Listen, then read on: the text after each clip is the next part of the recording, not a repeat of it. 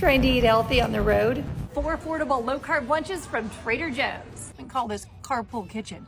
Their buffalo chicken wrap, 54 carbs. Let's do this. 1 carb for 2 pieces.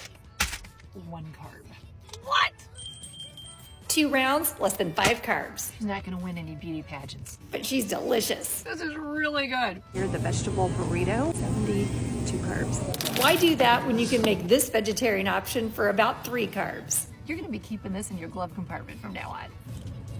So good. And get this, the tuna salad wrap, 50 carbs. Here's my solution.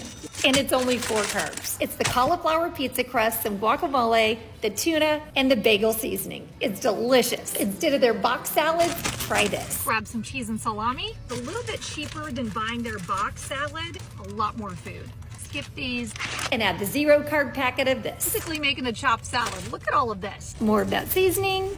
Even including the dressing, a serving of this salad is only 8 carbs. Save and follow for more easy tips.